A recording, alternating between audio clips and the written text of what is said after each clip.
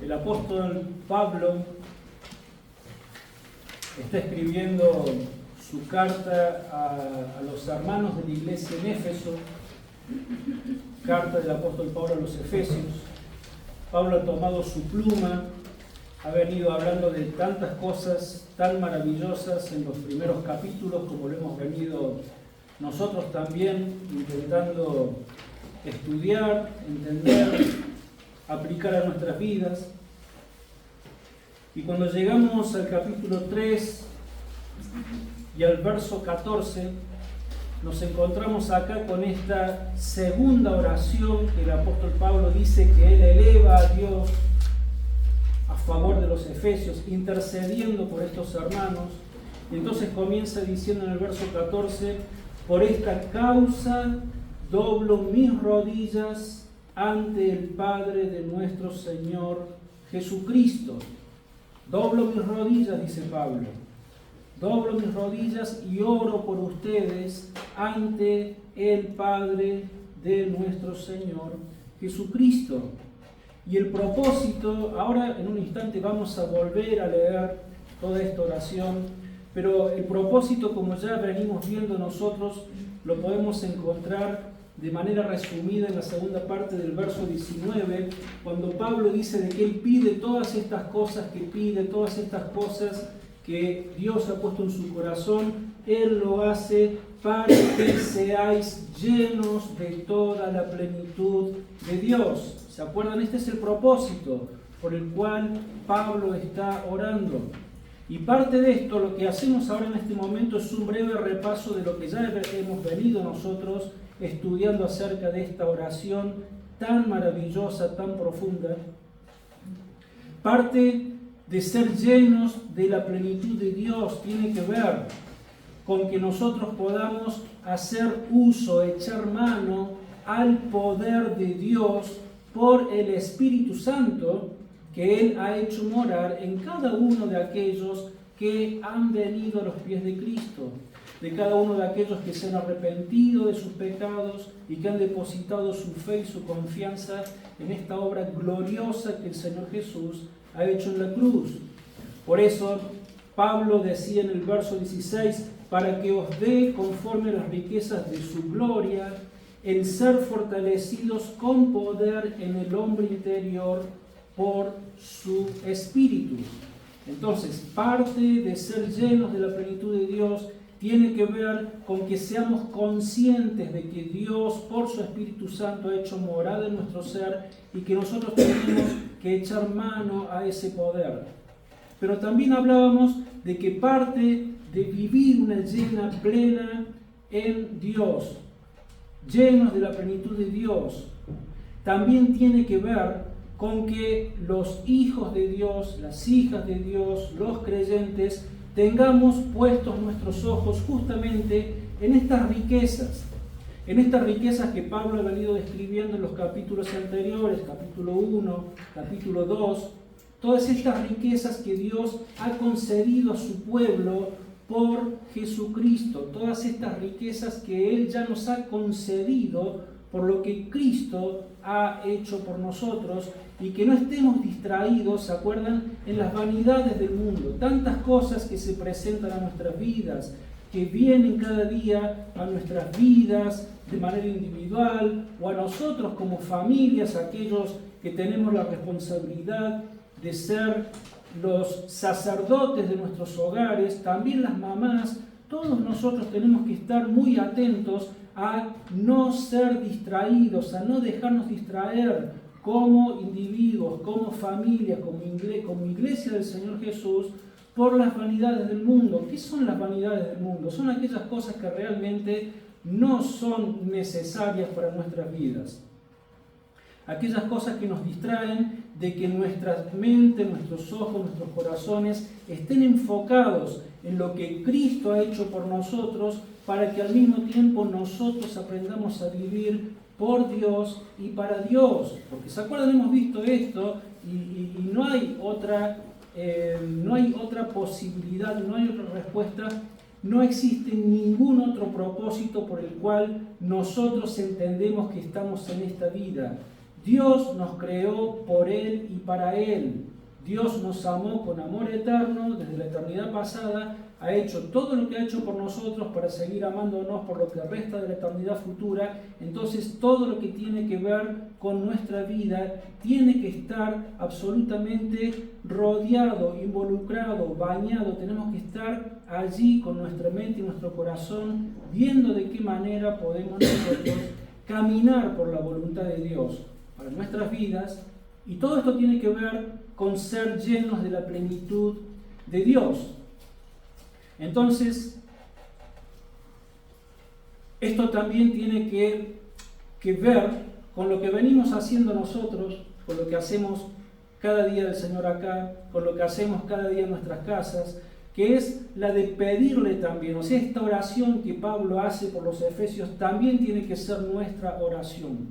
Tenemos que apropiarnos de esta oración. Es un modelo de oración precioso y debemos nosotros copiarle a Pablo y orar de esta manera para que el Señor también nos fortalezca a nosotros, para seguir estudiando su palabra, para seguir profundizando en todas estas verdades. ¿Se acuerdan? Para no solamente acceder a la información de la palabra de Dios, sino también para que Dios nos ayude a entender lo que Él nos está dejando en su palabra y de esta manera podamos nosotros vivir la palabra de Dios, no solamente verla desde afuera, sino vivir, ser controlados por la palabra de Dios de manera cada vez más y más plena.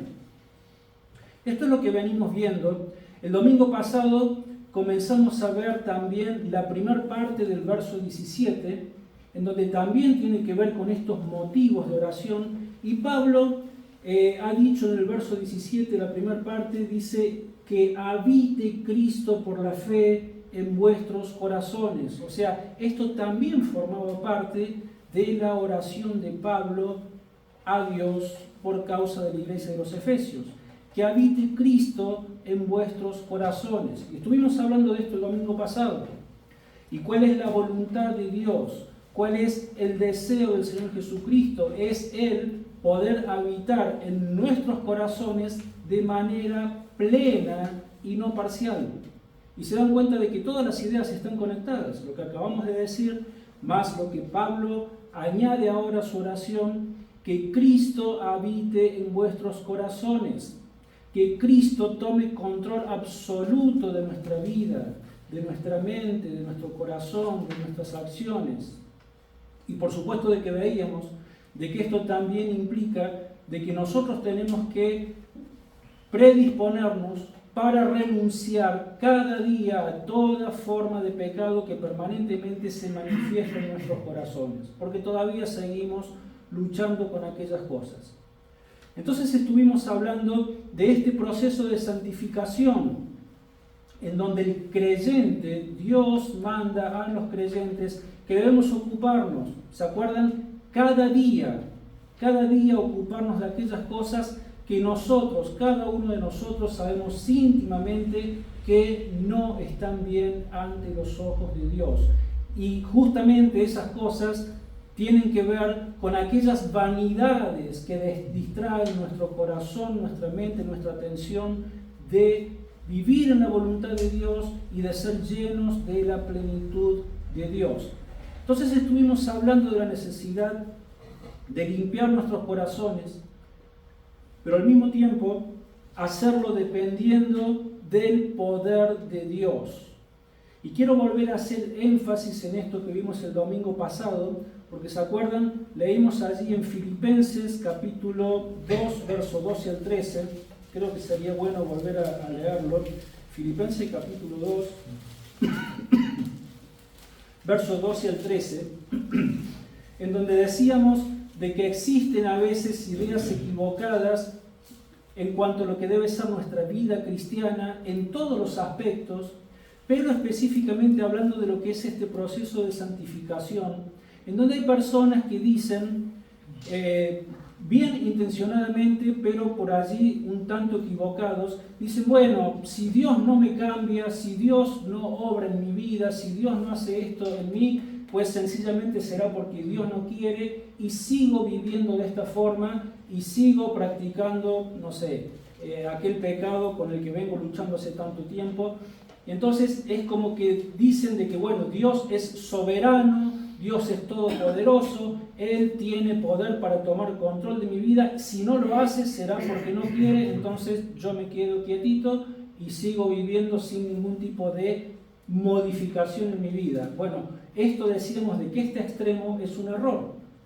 El otro extremo se va para el otro lado, de personas que dicen, bueno, yo a partir de ahora me voy a encargar de mi vida de santificación, voy a hacer un esfuerzo enorme para dejar de hacer aquellas cosas con las que vengo luchando hace tanto tiempo, y salen solos corriendo a enfrentar la vida, el mundo y su propio cuidado espiritual, y es como que lo dejan a Dios atrás, pero no duran mucho tiempo porque el pecado es más fuerte que nosotros, las tentaciones son fuertes, la lucha con el mundo, con Satanás, todo eso es fuerte y no podemos sobrevivir si salimos solos. Entonces decíamos de que Dios en este proceso de santificación lo que nos manda a hacer es a ocuparnos sí nosotros, a poner todo de nuestra parte, pero al mismo tiempo depender absolutamente de Él, de su poder, de su Espíritu Santo morando en nosotros y del consejo de su palabra. Y allí encontrábamos el equilibrio justo, ¿se acuerdan? Por eso es lo que dice Filipenses 2:12 al 13. Dice, por tanto, amados míos, como siempre habéis obedecido, no solamente cuando estoy presente, sino mucho más ahora que estoy ausente. Y acá dice, ocupaos en vuestra salvación con temor y temblor. Esta es la parte que a nosotros nos toca. Somos absolutamente responsables de ponernos de pie, de ponernos en marcha y darle batalla a todas aquellas cosas que nos distraen de vivir en la llenura de la plenitud de Dios. Entonces, ocupaos en vuestra salvación con temor y temblor, pero aquí dice el 13, porque Dios es el que en vosotros produce así el querer como el hacer por su buena voluntad. Entonces, ¿se acuerdan? Todo lo que nosotros somos en Cristo, todo en cuanto de nosotros dependa, lo vamos a hacer para que Cristo limpie nuestra vida, nuestro corazón y nos preocupemos por caminar en el centro de su voluntad, pero al mismo tiempo vamos a depender absolutamente del poder de Dios en nuestras vidas, porque es Él quien produce en nosotros el querer como el hacer por su buena voluntad, que nosotros vayamos creciendo en nuestra vida de santificación. Entonces, eso es lo que hemos venido viendo hasta el domingo pasado. Hoy vamos a ver algo más del contenido de esta oración que Pablo está haciendo, de esta segunda oración. Hoy vamos a estar analizando la otra parte del verso 17 hasta la primera parte del verso 19. Sin embargo, como venimos haciendo, vamos a leer toda la oración. Capítulo 3, verso 14 al 21. Carta de Pablo a los Efesios, capítulo 3, verso 14 al 21. Entonces dice la palabra de Dios: por esta causa doblo mis rodillas ante el Padre de nuestro Señor Jesucristo, de quien toma nombre toda familia en los cielos y en la tierra, para que os dé, conforme a las riquezas de su gloria, el ser fortalecidos con poder en el hombre interior por su Espíritu, que habite Cristo por la fe en vuestros corazones, a fin de que arraigados y cimentados en amor, seáis plenamente capaces de comprender con todos los santos cuál sea la anchura, la longitud, la profundidad y la altura, y de conocer el amor de Cristo que excede a todo conocimiento, para que seáis llenos de toda la plenitud de Dios. Y a aquel que es poderoso para hacer todas las cosas mucho más abundantemente de lo que pedimos o entendemos, según el poder que actúa en nosotros, a Él sea la gloria en la Iglesia en Cristo Jesús, por todas las edades, por los siglos de los siglos. Amén. Vamos a nuestro Dios en oración. Señor, te pedimos una vez más de que tu Espíritu Santo, Señor, tu Espíritu Santo que al mismo tiempo mora en nosotros, también, Señor, está aquí en medio nuestro. Te rogamos de que, Señor, por tu Espíritu Santo, nos ayudes a seguir entendiendo cada vez más estas verdades que son tan preciosas, tan gloriosas, que tanto necesitamos entender, que tanto necesitamos, Señor, aplicar a nuestras vidas. Te pedimos en definitiva, Señor, una vez más, que por tu gracia nos ayudes a entender tu palabra, tu voluntad para nuestras vidas, y que con ella, Señor, podamos glorificarte como vos te lo mereces. Nos ponemos en tus manos, Señor. Oramos en el precioso nombre del Señor Jesús. Amén. Bueno, entonces, hoy vamos a ver, como digo, solamente esa segunda parte del verso 17 hasta la primera del 19. De allí vamos a encontrar los 3 puntos que tienen ustedes en sus bosquejos. Vamos a estar primero hablando acerca de lo que significa ser edificados sobre el amor de Cristo. Luego lo que significa comprender el amor de Cristo. Y finalmente lo que significa el conocer el amor de Cristo. Pues bien, edificados sobre el amor de Cristo, entonces Pablo ha dicho que habite Cristo por la fe en vuestros corazones. ¿Y qué dice ahora la segunda parte? Dice, a fin de que arraigados y cimentados en amor. A fin de que arraigados y cimentados en amor. Va agregando peticiones, va agregando ingredientes a esta oración tan preciosa Pablo. Y en definitiva, cuando él dice a fin de que arraigados y cimentados en amor, lo que él está diciendo, en definitiva, esto es de alguna manera el fin de todo lo que hemos venido diciendo antes. El fin de todo lo anterior, porque cuando nosotros aprendemos a experimentar la presencia de Dios en nuestras vidas, si nosotros somos sensibles a poner por obra en nuestras vidas todo esto que venimos hablando, ¿no es cierto? Que Cristo habite en nuestros corazones, que nos despojemos de las vanidades, que echemos mano al poder, que seamos sensibles a la presencia del Espíritu Santo de Dios en nosotros, etc. Cuando nosotros más experimentamos la presencia de Dios en nuestras vidas, al mismo tiempo más vamos a experimentar de su amor. Primera de Juan, capítulo 4, verso 8. Hoy vamos a estar leyendo bastante en la primera carta de Juan, así que dejen una marquita ahí porque vamos a estar yendo y viniendo. Pero para empezar vamos a leer Primera de Juan, capítulo 4 y el verso 8. Y de una manera muy concisa, el apóstol Juan dice: el que no ama no ha conocido a Dios, porque Dios es amor. El que no ama no ha conocido a Dios, porque Dios es amor. Hay que prestar atención porque lo que el apóstol Juan está diciendo acá, él no está diciendo sencillamente de que Dios ama. Lo que Juan está diciendo es algo mucho más grande, mucho más profundo. Lo que Juan está diciendo es que Dios es amor. Y cuando Juan está diciendo esto, lo que él está diciendo es, hermanos, la misma esencia del amor, la pura esencia del amor es Dios. Dios es la fuente del amor.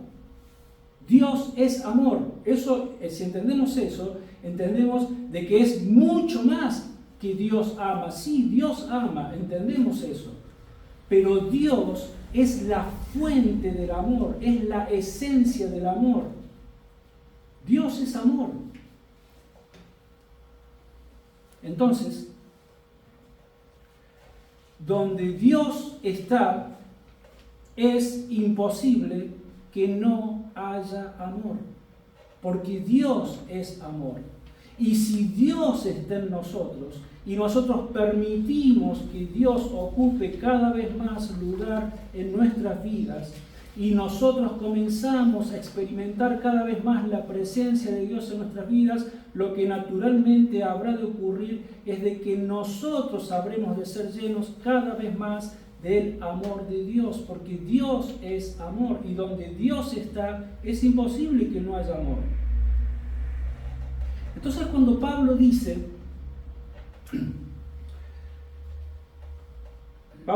a fin de que arraigados y cimentados en amor. A lo que Pablo está haciendo referencia es a cómo debemos nosotros edificar nuestras relaciones interpersonales con nuestros hermanos y hermanas en la fe.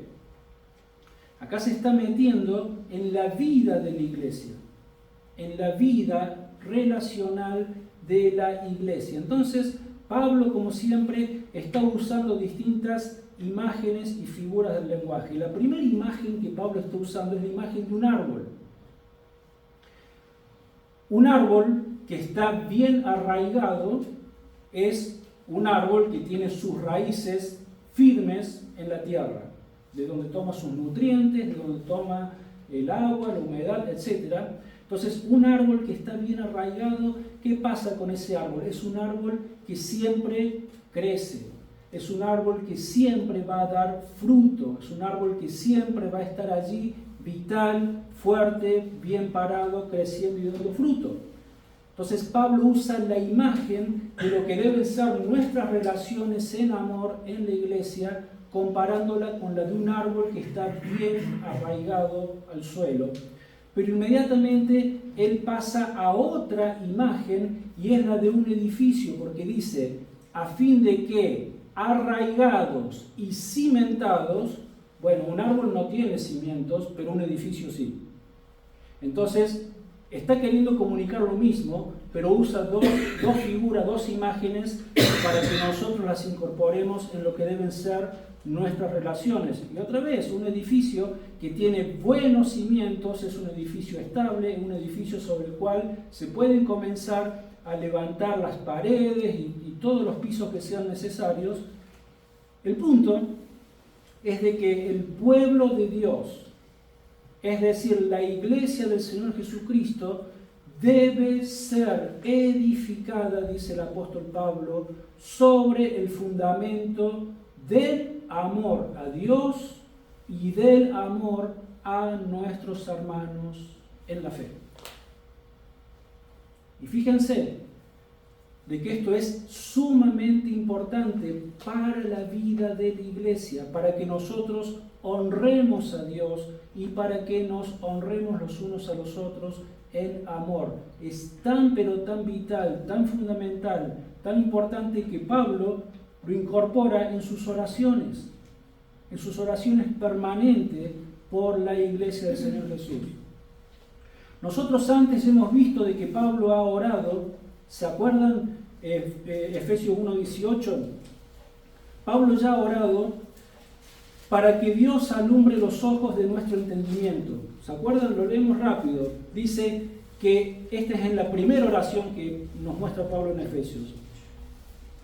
Ha orado, dice, para que Él alumbre los ojos de vuestro entendimiento, para que sepáis cuál es la esperanza a que Él os ha llamado, cuáles las riquezas de la gloria de su herencia en los santos.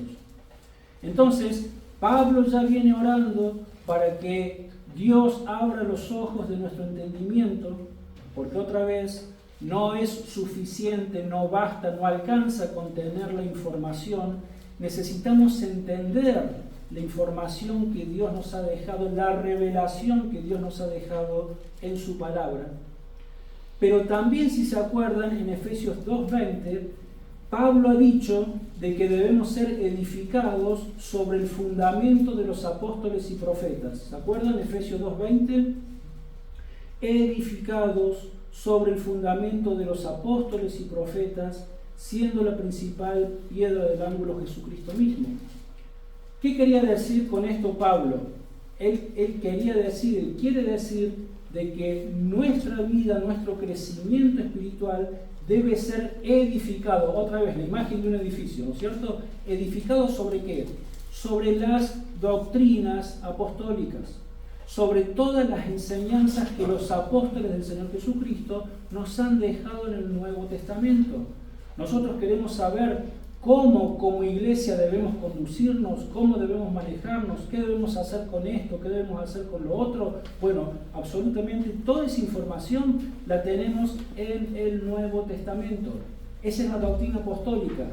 Entonces Pablo dice, ustedes deben ser edificados no sobre cualquier idea, filosofía o pensamiento humano, sino solamente sobre las doctrinas que los apóstoles, inspirados por el Espíritu Santo de Dios, nos han dejado allí en su palabra. Pero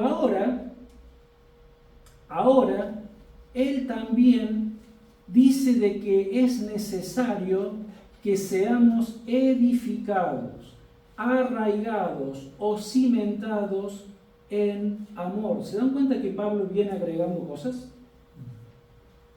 ¿Por qué? Pablo dice primero dice que tenemos que ser edificados sobre las doctrinas de los apóstoles. Bárbaro Pablo. Pero ahora Pablo dice de que tenemos que ser edificados, arraigados y cimentados en amor. ¿Por qué? Porque si solamente entendemos las doctrinas cristianas y tenemos nuestra cabeza llena de información que la estamos entendiendo, pero solamente tengo llena mi cabeza del conocimiento de la palabra de Dios y me conozco todos los libros de la Biblia y me leí toda la Biblia y estoy haciendo tal vez un estudio bíblico o me he anotado en un seminario y estoy avanzando y conozco un montón de teología y tengo un montón de saber en mi corazón, pero no tengo amor. ¿Qué es lo que pasa? ¿Qué es lo que dice Pablo? Vamos a leer ahora 1 Corintios 13, 1 al 8. Si yo no tengo amor, si no existe amor genuino entre nosotros, podemos estar llenos del conocimiento de la palabra de Dios, pero eso no nos va a servir para nada. Al contrario, nos puede llegar a hacer mucho daño, porque demasiado conocimiento sin amor y sin humildad lo que hace es de que por causa del pecado que todavía mora en nosotros, que nos llenemos de orgullo y que nos creamos que somos más o mejores que los otros porque yo conozco más que aquel que conoce menos. 1 Corintios capítulo 13, verso 1 al 8, Pablo habla muy claramente acerca de este tema también y dice: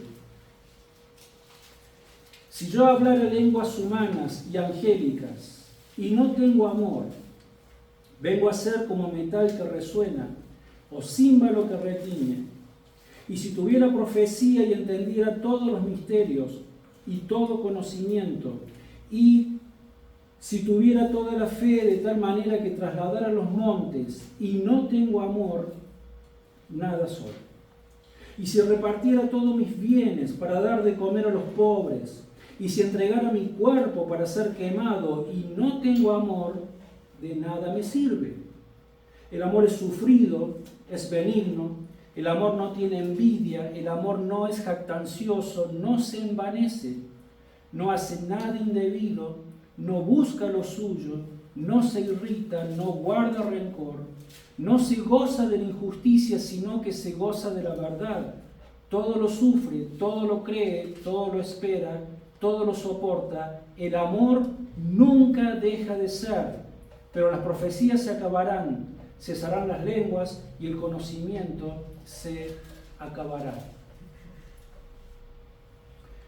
Entonces, en definitiva, todo lo que nosotros, la advertencia que Dios nos hace en su palabra es de que todo lo que nosotros podamos aprender en la iglesia o en donde sea, pero todo lo que nosotros podamos aprender, o aún todo lo que nosotros podamos dar o podamos hacer, si todo lo que nosotros decimos que hacemos por Dios y para Dios no está motivado por un genuino amor al cuerpo de Cristo, por un genuino amor a mis hermanos y a mis hermanas y a cada uno de ellos individualmente, pero también como cuerpo de Cristo, si no está motivado por esto, todo lo que yo hago es en vano, cae en saco roto. Ante los ojos de Dios no tiene absolutamente ningún valor, y la realidad es de que la única motivación, si personas actúan de esta manera, lo único que mueve a esas personas es el egoísmo. Porque están haciéndolo para sentirse bien, porque bueno, yo hice algo de alguna manera, pero en realidad en el fondo del corazón son personas que les importa muy, pero muy poco en realidad cómo se sienten, cómo están sus hermanos y sus hermanas en la fe. Entonces lo que Pablo está haciendo, él está orando para que ocurra todo lo contrario a esto que no debe ocurrir. Pablo está orando para que el Señor mueva los corazones de los hermanos de la iglesia y para que lo que mueva nuestras acciones, para lo que nos motive, sea edificar nuestras relaciones en la iglesia y que estas relaciones sean edificadas por un amor que sea genuino, que sea fuerte, que sea real. Primero de Juan, capítulo 4. Primera de Juan, capítulo 4, versos 7 al 12. Juan dice: amados, amémonos unos a otros, porque el amor es de Dios. Todo aquel que ama es nacido de Dios y conoce a Dios. El que no ama no ha conocido a Dios, porque Dios es amor. En esto se mostró el amor de Dios para con nosotros, en que Dios envió a su Hijo unigénito al mundo para que vivamos por Él. En esto consiste el amor, no en que nosotros hayamos amado a Dios, sino en que Él nos amó a nosotros y envió a su Hijo en propiciación por nuestros pecados. Amados, si así nos ha amado, si Dios así nos ha amado, también debemos amarnos unos a otros. Nadie ha visto jamás a Dios.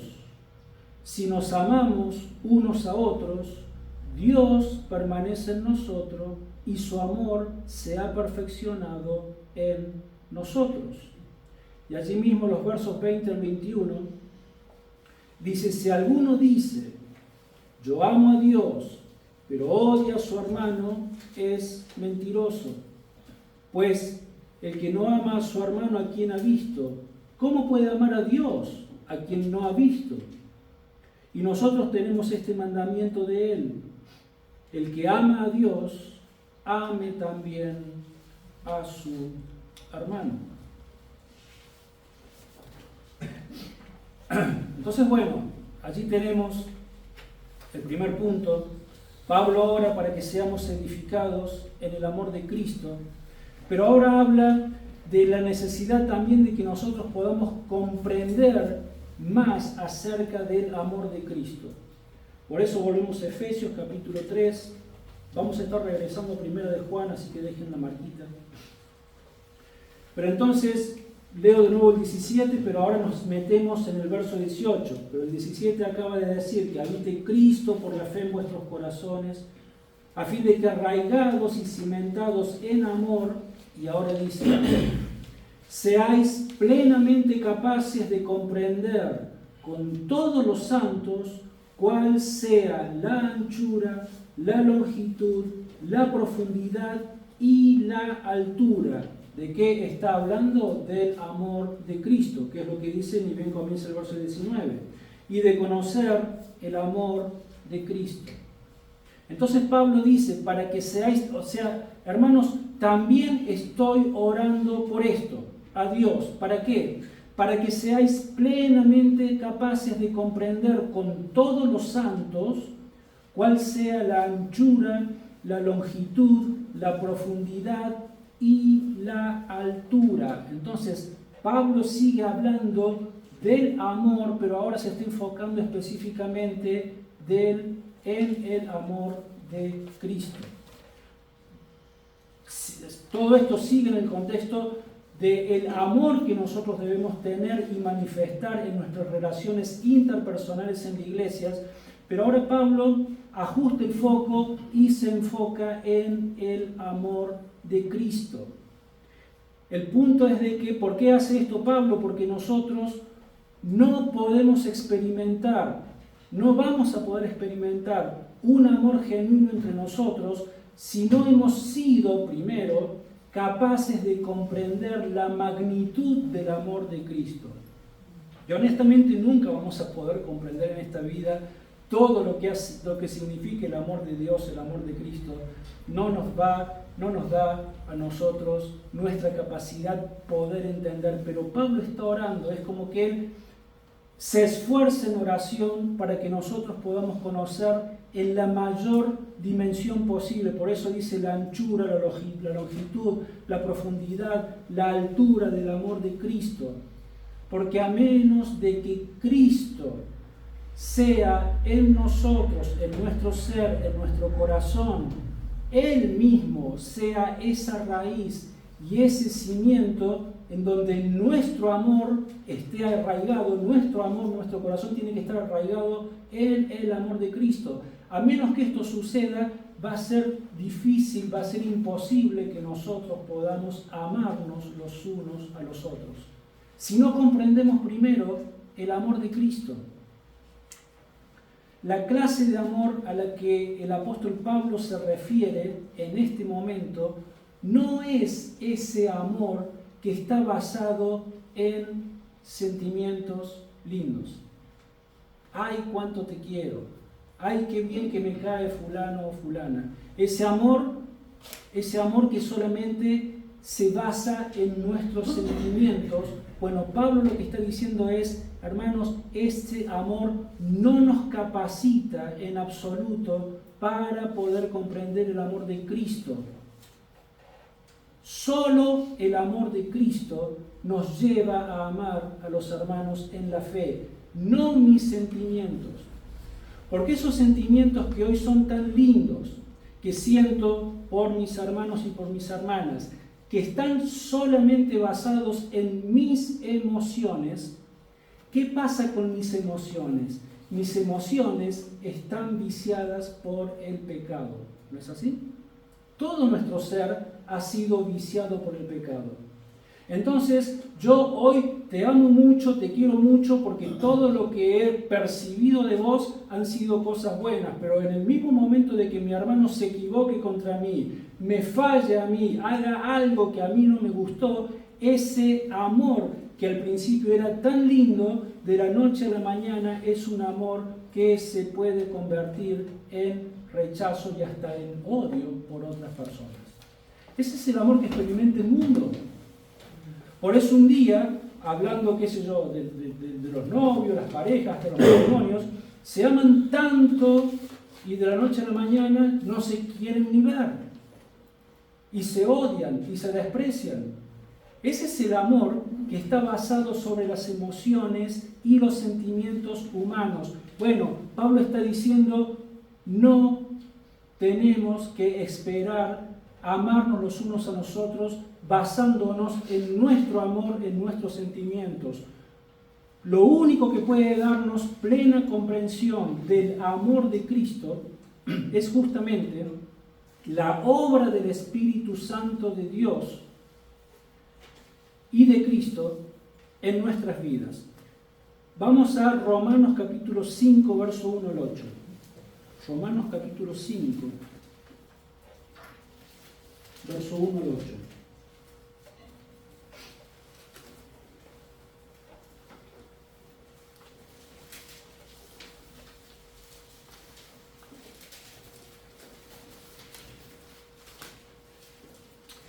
Dice, justificados pues por la fe, tenemos paz para con Dios por medio de nuestro Señor Jesucristo, por quien también tenemos entrada por la fe a esta gracia en la cual estamos firmes y nos gloriamos en la esperanza de la gloria de Dios. Y no solo esto, sino que también nos gloriamos en las tribulaciones, sabiendo que la tribulación produce paciencia, y la paciencia prueba, y la prueba esperanza, y la esperanza no nos defrauda. ¿Por qué? Porque el amor de Dios ha sido derramado en nuestros corazones por el Espíritu Santo que nos fue dado. Cristo, cuando aún éramos débiles, a su tiempo murió por los impíos. ¿Qué significa esto de que cuando aún éramos débiles, cuando éramos incapaces de nosotros conocer a Dios, comprender a Dios, buscar a Dios? ¿Se acuerdan que hemos visto que Pablo en Efesios nos ha dicho que estábamos muertos en delitos y pecados? Bueno, a esa debilidad, a esa condición de muerte espiritual se refiere acá Pablo. Entonces dice, cuando aún éramos débiles, a su tiempo Cristo murió por nosotros. Y fíjate lo que dice ahora. Dice, ciertamente apenas morirá alguno por un justo. Con todo pudiera ser que alguien tuviera el valor de morir por el bueno. Pero Dios muestra su amor para con nosotros en que siendo aún pecadores, Cristo murió por nosotros. Esto es tremendo. Pablo dice, puede ser de que haya alguien por ahí que dé su vida por otra persona o por alguna causa que él entiende que es una buena causa o que es una buena persona. Puede ser de que pase esto. Y de hecho ha pasado quizás en algún momento de la historia. Pero Cristo dice, pero Dios muestra su amor para con nosotros en que aún siendo pecadores, o sea, no hay un solo justo. No hay uno solo, dice Dios. Todos se desviaron, todos se perdieron, aún se han hecho inútiles. ¿Se acuerdan? No hay nadie que pueda tener alguna virtud para que Dios se haya fijado en nosotros. Pero Dios muestra su amor para con nosotros en que aún siendo pecadores, es decir, aún siendo enemigos acérrimos de Dios, habiéndole ofendido cada día de nuestra vida con nuestros pecados, a pesar de que somos pecadores, Cristo murió por nosotros.